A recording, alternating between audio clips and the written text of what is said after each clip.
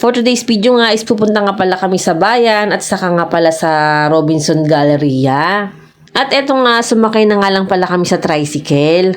Pagkadating naman namin sa bayan is dumiretso na nga muna kami dito sa may Jollibee kasi nga hindi pa rin kami nag-aalmusal at sakto naman magtatanghalian na nga rin.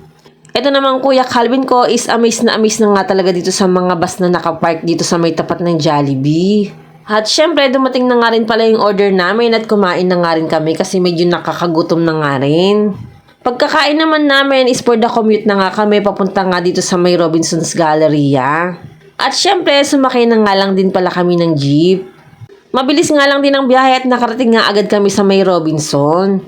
Dahil nga very good nga daw si ate sa school at magbe-birthday na nga rin pala ang bunsuan is ikikidso na nga pala sila ni daddy. Kaya sobrang thank you daddy kasi nga tinupad mo yung pangako mo sa mga bata. Pagkapasok nga namin sa Kidsuna is ito nga agad ang bumungad sa dalawa kong anak na lalaki. At syempre tuwang-tuwa naman ang Kuya Calvin ko kasi mahilig talaga siya sa mga ganyan, yung mga sasakyan lalo na nga tong tren. Pagkatapos nga dito is dinala ko nga sila dun sa madaming bola kasi nga alam kong magugustuhan nila dun. At syempre, hindi naman ako nagkamali at sobrang nag-enjoy nga ang dalawang yan. Sa totoo lang is first time nga lang makapunta ng bunsuan ko dito sa Kidsuna.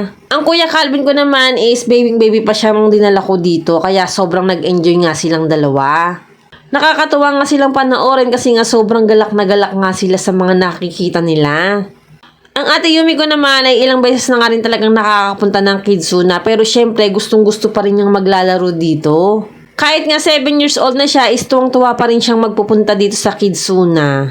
Tingnan nyo naman ang bunsuan ko, sobrang nag-e-enjoy nga talaga siya at for the slide pa nga. Sobrang magandang banding din kasi yung mga ganitong klase ng place, lalo na nga sa mga pamilya. Tingnan nyo naman si daddy for the slide nga at sobrang nag-e-enjoy na nga rin siya ng mga oras na yan. Maya-maya pa nga isinama na nga rin niya sa pag-i-slide ang aming bunsuan. Medyo napagod nga si daddy kasi ilang beses nga talaga silang nag-slide.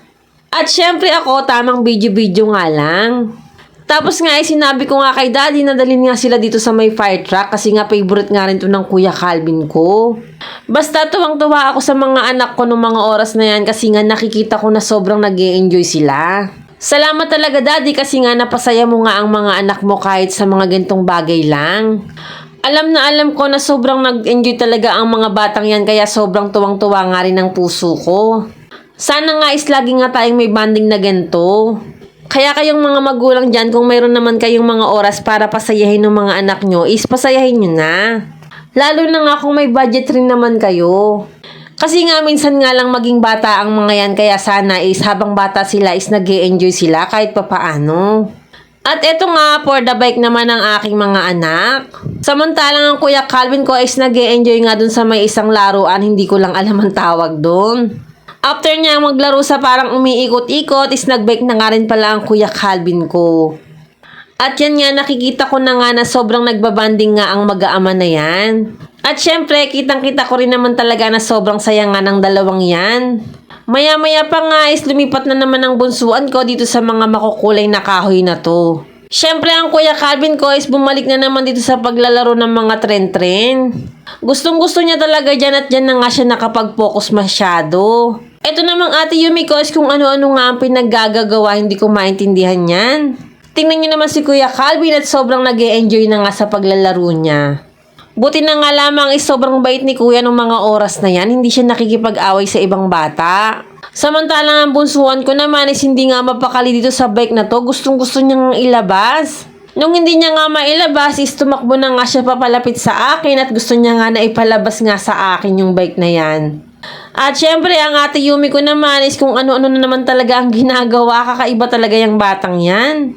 Syempre, ginaya nga rin siya ng bunsuan namin at sobrang enjoy nga talaga ang bunsuan na yan, lalo na nga sa mga bola. Pagkalabas namin ng Kidsuna is dumaan pa nga kami sa Tom's World. Ang ate Yumi ko naman is gustong-gusto nga maglaro nitong parang sinusungkit-sungkit na yan.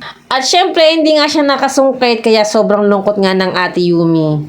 O siya, hanggang dito na lang po muna. Salamat po sa panonood. Bye!